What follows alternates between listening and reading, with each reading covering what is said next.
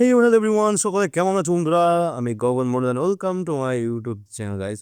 Particular ভাবে guys আমি এখন সেমন কোনো চ্যানেল দেখিনি যেখানে রাক্ষস রিভিউ করে, যেটা আমি আগে বলেছি সকালবেলা যে আমার তো মুভি দেখা সম্ভব না, তো এই দু রিভিউ দেখে আমাকে রিয়াক্ট করতে হবে গাইস।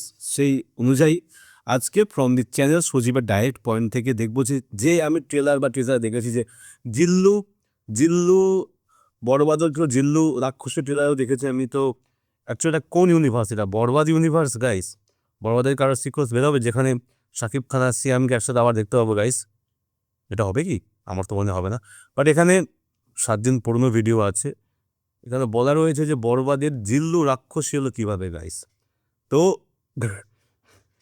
কোনো আইডিয়া নেই গাইস। আমি বরবাদ মুভিটা দেখেছি, রাক্ষসটা আশা করি দেখবো গাইস। তো সে সূত্রে দেখি এখানে সজীবের ডাইরেক্ট পয়েন্টে কী বৃত্তান্ত কেন এসেছে, সেই সূত্রে আজকে ভিডিও গাইড শুরু করা যাক। লেটস গো চল।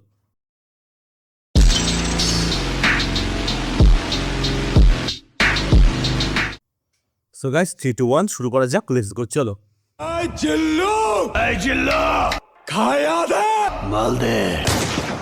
খাইয়া দে আর মাল দে, এই দুটো সিমিলারিটিস পাইনি, বাট জিল্লু নামটা আমরা পেয়েছিলাম সিমিলারিটিস, তাই তো?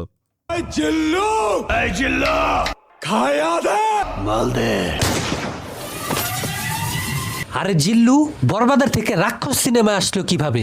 অপেক্ষা করেন, উত্তর দিচ্ছি। তো ভাই লোক, প্রিন্সের টিজারের হতাশা কাটাতে এক নতুন ধামাকা নিয়ে হাজির হয়েছে বাংলাদেশের সন্দীপ রেড্ডি ভাঙ্গা, আমাদের ডিরেক্টর মেহেদী হাসান হৃদয়। আর সে যেমনটা প্রমিস করেছিল যে সিয়াম একটা রাক্ষস সবকিছুকে গিলে খেয়ে ফেলছে, তার একেবারে শতভাগ চমক আমরা রাক্ষসের ট্রেলারে দেখতে পেলাম। কিন্তু রাক্ষসের ট্রেলার নিয়ে অনেক দর্শকদের কিছু অভিযোগ রয়েছে, যে সেটা হলো এটা নাকি বরবাদ আর অ্যানিমাল সিনেমার নকল। আমি তাদেরকে বলতে চাই, আপনারা কি ট্রেলারে জিল্লুকে দেখেন নাই? আর তাকে দেখেও যদি কিছু না বোঝেন, তাহলে সিনেমেট্রিক ইউনিভার্স নিয়ে আপনাদের কোনো আইডিয়াই নাই। এইটা এখন একেবারে ক্লিয়ার হয়ে গেছে যে রাক্ষস সিনেমাটা বরবাদ সিনেমারই একটা পার্ট, বা বরবাদ সিনেমার সাথে এর একটা কানেকশন রয়েছে। আর এই জিনিসটা ডিরেক্টর মেহেদী হাসান হৃদয় তার ফেসবুক পোস্টের মাধ্যমে একেবারে কনফার্ম করে দিয়েছে, এবং তার এই ইউনিভার্সের নাম রাখা হয়েছে ভায়োলেন্স ইউনিভার্স। আর এই ইউনিভার্সের আরো অনেক সিনেমা আসবে। এখন ধরেন, তো পরে পরে পরে কে আসবে প্লিজ কমেন্টে জানাও। মানে এই যে ভায়োলেন্স ইউনিভার্স ক্রিয়েট করা হয়েছে, তো এর পরের ইউনিভার্সে প্রথমে তো শাকিব খান, পরে সিয়াম, পরেরটা কে আসবে গাইস? কি আইডিয়া প্লিজ কমেন্টে জানো গাইস। অ্যানিমাল সিনেমার যে দ্বিতীয় পার্টটা রয়েছে অ্যানিমাল পার্ক, সেটা যদি দেখতে অ্যানিমালের মতো না হয়ে পুষ্পা সিনেমার মতো হয়, তাহলে কি সেটা আপনার ভালো লাগবে? তাহলে ভাই বরবাদ সিনেমা ইউনিভার্সের সিনেমার রাক্ষস, সেটা তো দেখতে বরবাদ সিনেমার মতোই লাগবে। এখন রাক্ষস সিনেমা আসল না নকল, সেটা যারা সিনেমা বোঝে তারাই জানে। প্রিন্সের হতাশা কাটানোর মতো এর চেয়ে ভালো চয়েস আপাতত আমার কাছে নাই। তবে ভাই রাক্ষসের ট্রেইলার ছিল রহস্যে ভরপুর, কারণ এমন এমন কিছু দৃশ্য আমরা দেখতে পেলাম যা নিয়ে নেট দুনিয়া পুরা তোলপাড়। তো চলুন, রাক্ষস সিনেমা কিভাবে বরবাদ সিনেমার সাথে যুক্ত হতে পারে, রাক্ষস সিনেমার ট্রেইলারে তার কানেকশন খোঁজা যাক। ট্রেইলারের শুরুতেই আমরা একটা বিশাল বাড়ি দেখতে পাই, সম্ভবত এটা সিয়ামেরই বাড়ি। সেও যে আরিয়ান মির্জার মতো ধনী এবং পাওয়ারফুল লোক, তা তো ট্রেইলার দেখেই বোঝা গেছে।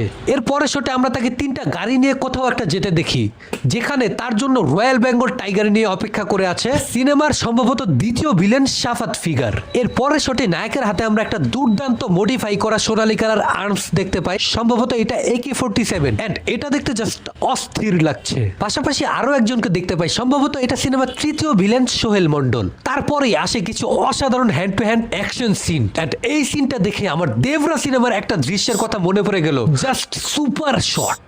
এরপরে আমরা সিয়ামের নিজের বাড়িতে কোনো গ্যাংকে কিছু একটা বলতে শুনি। গ্যাং বলছি তার কারণ তার পুরো শরীরে রক্ত লেগে আছে, তার মানে এখানে কিছুক্ষণ আগেই কিছু একটা ঘটেছে। সিন শিফটের পর ট্রেইলারে এই প্রথম নায়িকার এন্ট্রি হয়। তারপরে আমরা তাদের মধ্যে কিছু অন্তরঙ্গ এবং রোমান্টিক দৃশ্য দেখতে পাই। এইখান থেকে সিনটা এমন একটা জায়গায় শিফট করে, পাশাপাশি এমন একটা জিনিস আমি দেখতে পাইলাম যেটা আমি কখনোই আশা করি নাই। সেটা হলো আমাদের আলিরাজ স্যার, উনার মতো পুরাতন এন্ড সিনিয়র একজন অ্যাক্টরকে কেউ এমন ভাবে দেখাবে বা প্রেজেন্ট করবে, আর সেও যে এইভাবে অভিনয় করবে, এটা আমি কল্পনাও করি নাই। বলতে পারেন পুরাই সারপ্রাইজ। তবে তাকে দেখে মনে হচ্ছে যে সিনেমায় এটাই তার শেষ দৃশ্য। সম্ভবত তাকে কেউ মেরে ফেলবে। আর ইনি মূলত সিনেমায় সিয়ামের বাবা, আর তার বাবার মৃত্যুর প্রতিশোধ নিয়েই সম্ভবত সে রক্ত দিয়ে গোসল করছে। এর মাধ্যমে সিয়াম কতটা ভয়ঙ্কর সম্ভবত ডিরেক্টর এই জিনিসটা বোঝানোর চেষ্টা করেছে। তারপরে সেই অ্যানিমালের আইকনিক এয়ার রানওয়ের দৃশ্যের মতো একটা দৃশ্য আমরা দেখতে পাই, যেখানে সোহেল মন্ডলের সাথে সিয়াম ফাইট করে। তবে ট্রেলারে এই মেয়েটিকে তা আমি বুঝতে পারছি না।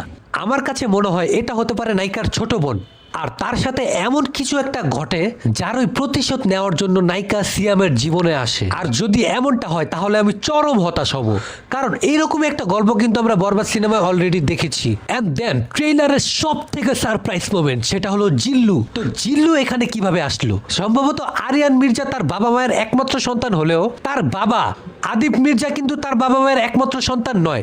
সম্ভবত সিয়াম তার চাচাতো ভাই হতে পারে, অর্থাৎ সিয়াম আদিপ মির্জার বড় ভাইয়ের ছেলে। যেহেতু আরিয়ান মির্জা এখন আর নেই, তাই জিল্লু আরিয়ান মির্জার চাচাতো ভাই সিয়ামের পিএস হিসাবে যোগ দেয়। কারণ ট্রেইলারের আরো একটা দৃশ্যে আমরা জিল্লুকে দেখতে পাই সিয়ামের পেছনে। ট্রেইলারের একেবারেই শেষে সিনেমার সব থেকে রহস্যজনক মানুষের আবির্ভাব ঘটে, সেটা হলো সিনেমার প্রধান ভিলেন। সত্যি কথা বলতে গেলে একে নিয়ে পুরো ফেসবুক গরম হয়ে আছে যে এটা কে। কেউ বলছে এটা রুবেল স্যার, আবার কেউ কেউ বলছে এটা সিনেমার ডিরেক্টর মেহেদী হাসান হৃদয় নিজেই। অনেকের কাছে আবার মনে হয় যে এটা শাকিব খানের বরবাদ সিনেমার মতো সিয়ামের নিজেরই আরো একটা লুক। কিছু পাগলা দর্শকরা এমনও বলছে যে এটা শাকিব খান। আর যদি এমনটা হয় তাহলে পুরো সিনেমা হল জাস্ট কাঁপায় ফেলবে। হতেও পারে, কারণ বরবাদের শেষে আমরা শাকিব খানের ডেড বডি কিন্তু দেখতে পাইনি, পাশাপাশি মিশা সওদাগরকেও শেষ পর্যন্ত কিন্তু দেখানো হয়নি। তার ডেড বডিও দেখানো হয়নি। কিন্তু আমার কাছে মনে হয় যে এটা সিয়াম নিজেই, কারণ এই লোকের গলায় যে আমরা একটা জিনিস দেখতে পাচ্ছি সেই একই জিনিসটা কিন্তু আমরা রাক্ষসের অ্যানাউন্সমেন্ট টিজারে সিয়ামের গলায় দেখেছিলাম। যাই হোক, ট্রেইলারের শেষ দৃশ্যের এই একটা জিনিস আমার ভালো লাগেনি, সেটা হলো এই লোকটার হাতে যে আমরা একটা শিকল দেখতে পাচ্ছি, সম্ভবত এইটা কোনো মেয়ের গলায় পরা। এই জিনিসটা আমার একেবারেই ভালো লাগেনি। এটা নিয়ে প্রচুর কন্ট্রোভার্সিও হবে, আর হওয়াটাই স্বাভাবিক। সর্বশেষ আমরা তাকে ডাক্তারকে একটা প্রশ্ন করতে শুনি, যা শুনে বোঝা যায় যে নায়িকা প্রেগনেন্ট। পাশাপাশি তার গালে কিছু আঘাতের দৃশ্য দেখতে পাচ্ছি, সম্ভবত তাদের উপর বেশ কয়েকবার হামলা বা আক্রমণ হয়েছে। সবশেষে আমার একটা কথা, যে কপির চিন্তা বাদ দিলে একটা বাংলাদেশি সিনেমা হিসাবে এই সিনেমাটাও যে বরবাদ সিনেমার মতো একটা হিস্টোরি ক্রিয়েট করবে এটা আমি sure, because it's looking just premium. And প্রিন্সের সাথে রাক্ষসের এবার একটা হাড্ডাহাড্ডি লড়াই হবে ফর শিওর। শাকিব খানের একটা বিশাল ভক্তবৃন্দ রয়েছে, পাশাপাশি যুবকরাও কিন্তু এই ধরনের সিনেমাই দেখতে চায়। তো ভাই লোক, রাক্ষস ট্রেলার নিয়ে আমি যা যা বললাম এটি সম্পূর্ণ আমার ব্যক্তিগত থিওরি। আপনি যদি ট্রেলারটা ভালো করে দেখে থাকেন তাহলে। ট্রেলার তো অনেক আগে দেখেছি গাইস, তবে আমি পরে মুভি রিভিউটা দেখবো গাইস। বাট এটা অ্যাকচুয়ালি প্রচণ্ড পরিমাণ, আমি জানি গাইস তোমরা বলেছো রাক্ষস মুভিটা নাকি ভালো হয়েছে। সো ফর দি বেস্ট, দেখি কেমন তোমাদের রিভিউ বেরোয়। এই চলে আজকের মতো আবার দেখা হবে নেক্সট।